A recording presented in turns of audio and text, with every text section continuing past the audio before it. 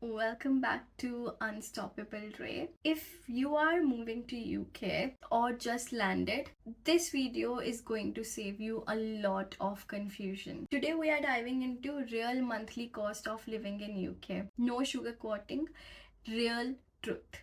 And I know how overwhelming it can be for someone who have recently come to this country, because this everything is very new. You don't know how to save, how to spend, how to track.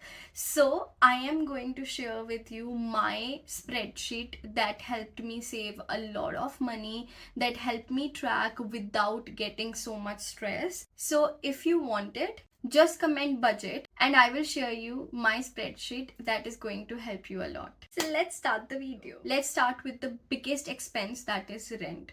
So this varies a lot depending upon you are living in a shared accommodation or which city you are living in. So basically, if you are living in London, that is going to be very expensive. Here, if you are living in a shared accommodation or you are living in a in-suite, that would be around 950 to 1250 depending upon the zones. So it really depends upon that which zone in London you are living in, and that's how your rent will also come down and up depending upon the zones. And also, if you are going to share your room or you are going to share the bathroom or you are having your own studio flat, so it can be very expensive and it can be cheap as well, but there would be nothing less than 850 950. So monthly would be 950. Now if we talk about other cities apart from London, if you are going to Manchester or you are going to any other smaller cities, then there would be rent you can expect between 750 to 1200. You can get a very nice place to live. Now here I'm going to share with you a pro tip.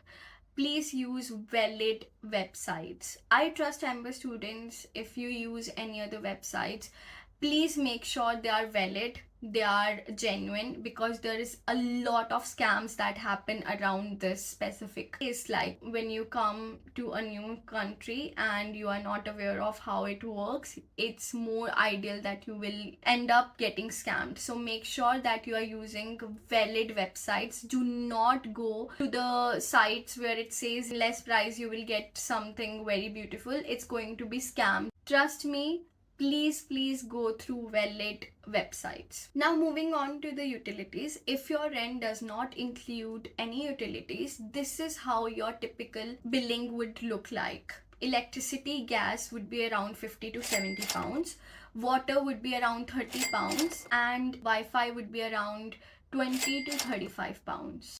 So that would be your utility bills. Now moving on to the groceries and eatings. So groceries from LD, Lidl, that would be around 120 to 150 per month. And if you are eating out once a month, add 30 to 50 pounds more into your monthly budget. But if you are regularly eating out, then it would be 200 plus easy. Like easily you are going to spend 200 plus pounds. So I would suggest, if you want to save money, start eating at home, start cooking. That would save you a lot of money. Now let's talk about traveling. So if you are using transport on the daily basis and if you are living in London, zone 1 to 2, you will be spending around 110 pounds.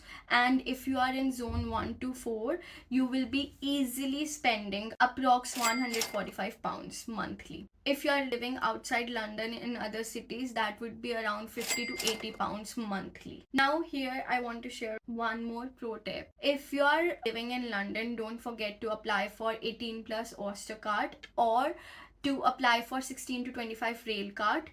That is going to save you a lot of money. Now let's talk about other essentials. Phone bills, it would be around 10 to 20 depending upon which plan you have. Then the laundry would be 20 to 30 pounds, and your subscriptions like Netflix, Spotify would be around 7 to 8 pounds. These are small, but it does add up, so you have to keep a track of this as well. To make it more realistic, I'm going to give you an example. Let's take an example for someone who is living in zone 3 in London. So they will be paying rent approx 950 pounds.